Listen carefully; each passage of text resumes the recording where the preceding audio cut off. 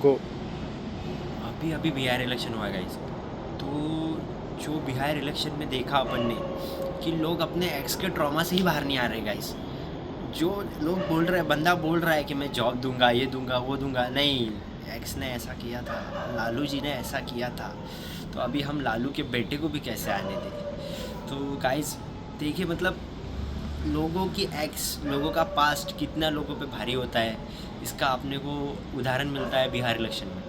Bihar election की जो जो जीतने के, नीतीश जी के जीतने के 3 सबसे बड़े कारण बताए जा रहे हैं। उनमें से एक है महिला, एक है सुशासन, और तीसरा है बीजेपी का बीजेपी का outreach towards the locals and आप बोल सकते हैं कि गांव के एरिया में आरएसएस का पेनिट्रेशन, जो आरएसएस ने लोकसभा इलेक्शन के बाद चालू किया है।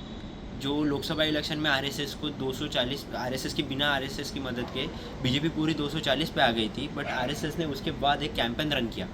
उस कैंपेन में आरएसएस ने मीटिंग्स ली, सब लिया, बट उसके बाद के जो इलेक्शन देखेंगे ना, आपको एक सॉर्ट ऑफ पैटर्न दिखेगा कि साइलेंट ये होता, साइलेंट नरेटिव बनता है विद फेवर ऑफ बीजेपी, और उसके बाद बीजेपी एक थम्पिंग मेजोरिटी से ये कौन सा ये आने वाले असेंबली इलेक्शन जीतती है। और जो अपोजिशन पार्टी है, उनका सोशल मीडिया कैंपेन तो बहुत अच्छा दिखता है, बहुत सुनहरा दिखता है कि आज तो बस इनकी पार्टी की गवर्नमेंट बनी जाएगी। बट जब हम देखते हैं कि जब हम रिजल्ट्स में देख रहे हैं, तो रिजल्ट्स में वो बातें नहीं हैं, और बातें बहुत ज़्यादा वोट चोरी की और ये बाकी बहुत सारी बातें पार्शली वो भी सही हो सकती है, क्योंकि जो इलेक्शन, जो अपना मैनेजमेंट है, इलेक्शन मैनेजमेंट और बाकी चीज़ें, वो उतनी रोबस्ट नहीं है। वोट चोरी की बजाय ये बोल सकते हैं कि मैनिपुलेशन हो रहा है। वोट एक जगह दो जगह जा, एक ही इंसान दो जगह वोट डाल रहा है। ऐसा एक एग्जांपल आपने बिहार में भी देखा। तो ऐसा हो रहा है, तो इसके लिए अभी अपोजिशन पार्टीज़ को कुछ ना कुछ तोड़ निकालना पड़ेगा, वरना इस तरह अगर बीजेपी चली तो next target will be West Bengal, and then they will dismantle all the opposition. और अपोजिशन को भी अपनी जो स्ट्रैटेजी है उसको चेंज करना पड़ेगा। और एक अच्छा मोटिव लेके प्रशांत किशोर आए थे बिहार इलेक्शन में। उन्होंने युवाओं की बात की, उन्होंने रोज़गार की बात की, उन्होंने पलायन की बात की, पर उन पे 2 फैक्टर बहुत ज़्यादा भारी पड़ गए गाइस। एक था जात, कास्ट। उनके पास एक कोई सा भी सोशल मोबिलिंग ब्लॉक नहीं था। जैसे आरजेडी के पास यादव्स एंड मुस्लिम्स थे, पर यादव्स एंड मुस्लिम थे। बीजेपी और जेडीयू के पास EBCs, upper caste and other EBC और अपर कास्ट थे। और दलित, जो पासवान वोट जो आया दलितों के थ्रू, दलित और हम पार्टी के थ्रू जो दलित वोट आया, उसकी वजह से भी बीजेपी को वर्क हेल्प हुई है।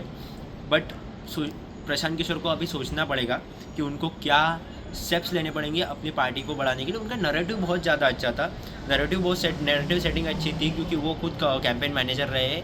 बट अभी उनको भी सोचना पड़ेगा कि हमारे से क्या क्या गलतियाँ हुई है। अभी विजुअली तो गलतियाँ यही लग रही है कि सोशल मीडिया पे ज़्यादा प्रेजेंस था, ग्राउंड प्रेजेंस, जो काडर का ग्राउंड प्रेजेंस चाहिए, वो काडर का ग्राउंड प्रेजेंस नहीं था। अभी उनके पास टाइम है, 5 साल है, 6 साल है। अभी नीतीश जी तो रिटायर हो जाएंगे 5 साल में, क्योंकि उनका इस लग रहा है कि उनका आखिरी इलेक्शन है। तो उसके बाद एक बड़ा नेता ना बीजेपी के पास है, आरजेडी के पास है, पर आरजेडी का कॉम्प्लिकेशन, फैमिली कॉम्प्लिकेशन चल रहे हैं, तो वो कैसे टर्न आउट होंगे। और कांग्रेस तो पूरी डेसिमेट हो चुकी है गाइस। कांग्रेस लिटरली 6 सीट पे आ चुकी है, जहाँ एक टाइम पे वो अपने मन से मुख्यमंत्री बदलते थे, और वहाँ कांग्रेस 6 सीट पे आ चुकी है। तो कांग्रेस को भी सोचना पड़ेगा कि हमने क्या कृष्णा वालावरू को लाके, कन्हैया कुमार को लाके, बाकी चीज़ें इम्प्लीमेंट करके, क्या हमने सच में कुछ अच्छा किया है, या फिर बस हवा ही बातें थी कृष्णा वालावरू को लाना और ये सब। तो अभी देखते हैं गाइस।